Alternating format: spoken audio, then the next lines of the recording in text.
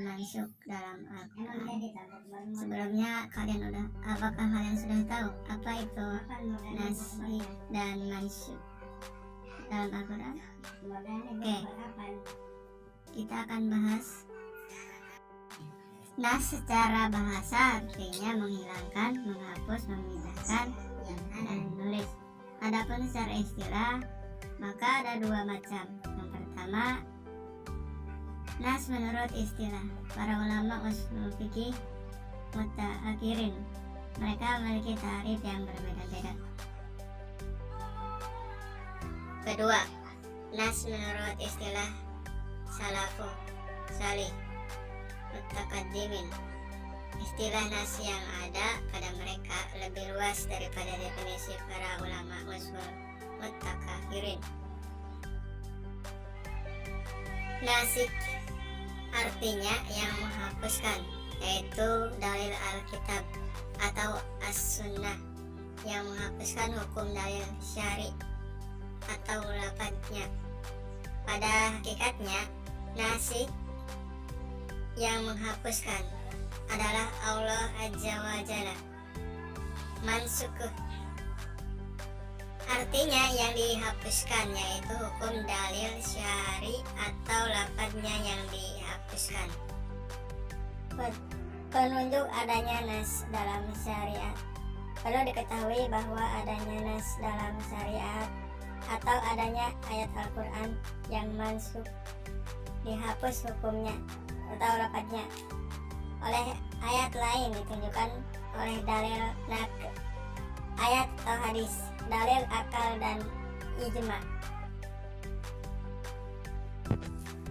Syekh Muhammad bin Shalih Al-Utsaimin berkata, nas boleh terjadi menurut akal dan nyata terjadi menurut syariat.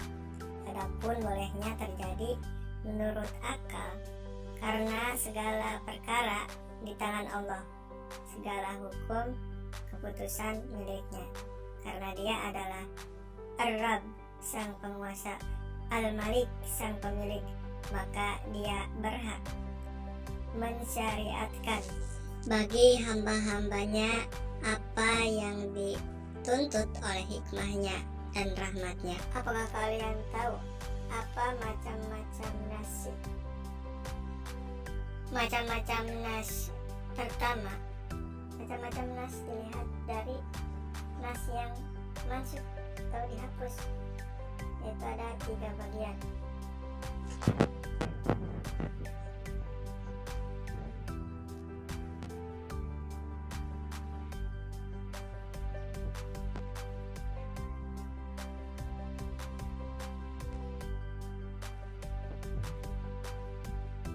Yang kedua, nas yang mansukh lafadznya, namun hukumnya tetap. Al-Amidi menyatakan bahwa ulama telah bersepakat atas terjadinya nas penghapusan tulisan atau lafadz tanpa nas. Hukumnya berbeda dengan anggapan kelompok yang menyendiri dari kalangan Mu'tazilah. Yang ketiga, nas yang mansukh hukumnya dan lafadznya.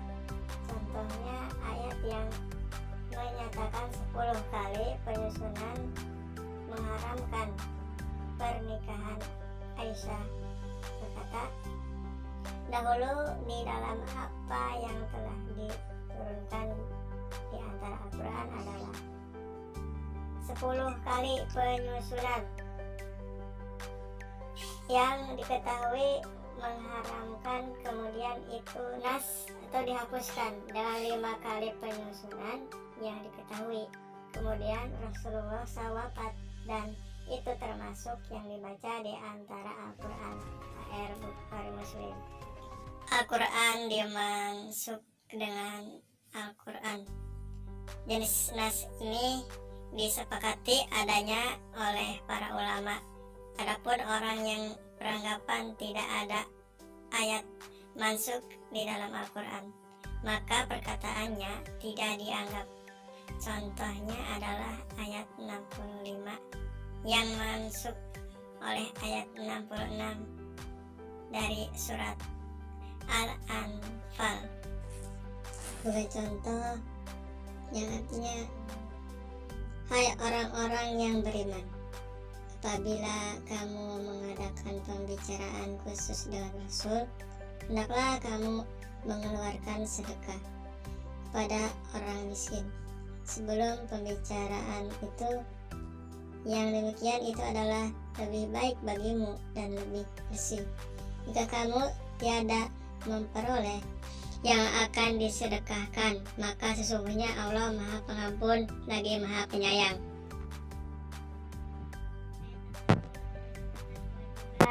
Sedekah bagi yang mampu sebelum berbisik-bisik dengan Rasulullah.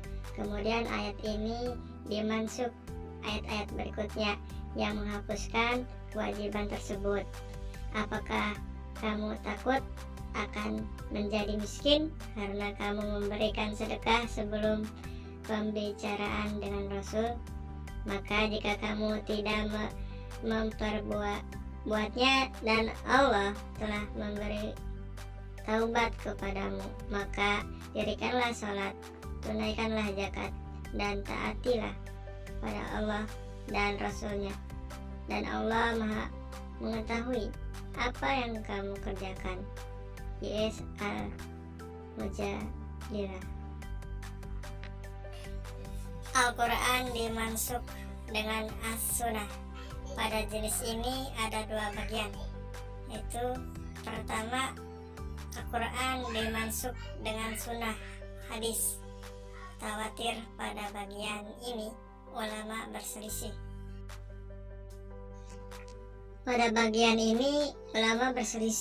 Diriwayatkan pada Imam Ahmad bahwa beliau menyatakan Al-Quran tidak dinas, itu dihapus, kecuali oleh Al-Quran yang datang setelahnya.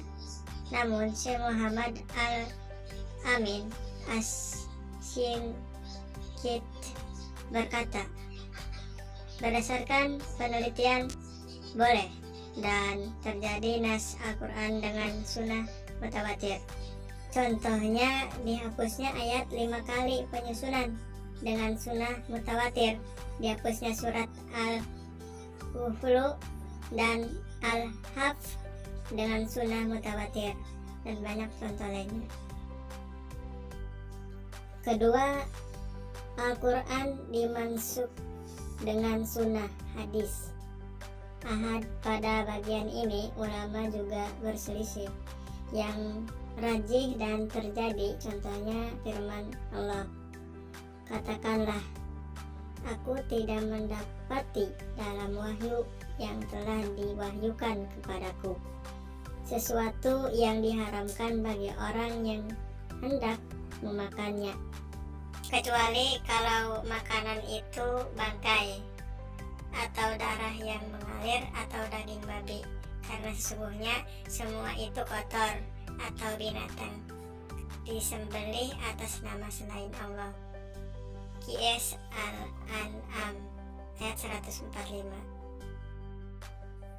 Kesimpulannya, nasik ialah menghapuskan hukum syara dengan dalil hukum syara.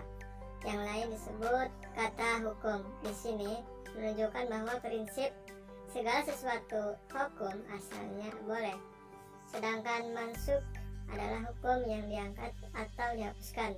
Nasik terdapat 4 macam bagian, diantaranya nas Al-Quran dengan Al-Quran, nas Al-Quran dengan As-Sunnah, nas As-Sunnah dengan Al-Quran, nas As-Sunnah dengan As-Sunnah.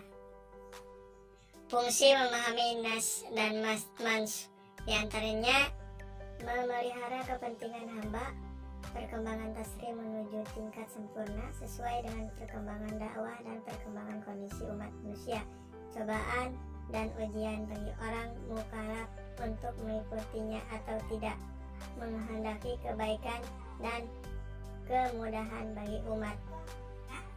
Mungkin hanya itu saja yang disampaikan. Kurang dan lebihnya mohon maaf. Wassalamualaikum warahmatullahi wabarakatuh.